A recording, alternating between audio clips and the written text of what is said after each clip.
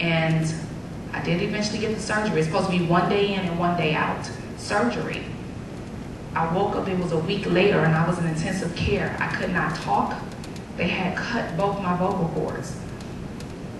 And on top of that, the doctor walks in and he says, "We have some very bad news for you. You have cancer." I realized I had been through so much in my life. Why is this happening to me? And I was angry, and I was upset, and I was mad. And like I said, I'm spiritual, so you're gonna hear this. I'm sorry if some of you are not.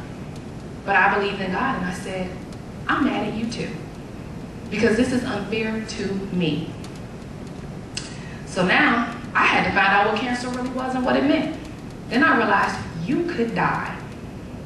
And I started thinking about that word die, and I started thinking about everything that has happened in my life up until this point. What have I done for me? What have I done that can help me? Everybody has done some of the most horrible, wretched things that you could possibly think of to me. But what did I do for myself? And at that point, I realized nothing. I realized that I absolutely did nothing to help myself get out of some of the situations that I was in that I could have gotten myself out of, or just help me. I didn't believe in myself. I had no type of way of thinking positive whatsoever. I'll take your question in a minute. No type of way of thinking positive whatsoever. And now I could die. What does that mean? For some reason, I did not give up. It took me 13 weeks. I had to learn how to talk. I had to learn how to swallow. I had to basically learn how to eat. I had to learn how to form words. I spent about 13 weeks in speech therapy. I had to learn everything all over again.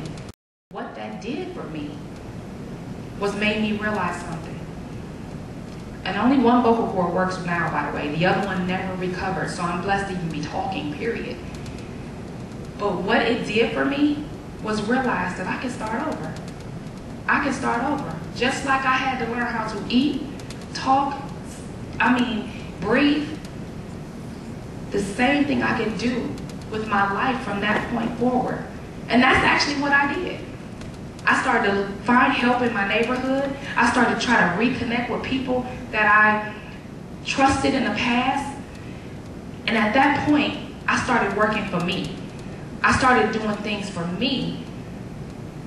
So that way, I could start to be successful. Mini success. To me, success was, oh my goodness, I can actually go buy a carton of milk. I can actually go do all these things that I couldn't do. And I started looking at life a little bit different. So I started saying, okay, and I had setbacks and obstacles, believe you me. But what I did was, I always say, I relaxed, I regrouped, and I restarted my life. And some of you can do that in this room. You can actually relax, regroup, and restart, even with some of the many tasks that you would like to do. And I know that, of course, I don't know everybody's story in this room, and everybody I know in this room has a story, but I will tell you this: you can make it. You can take where you are right now and relax, regroup, and restart it. And you're gonna have obstacles, but you can do it.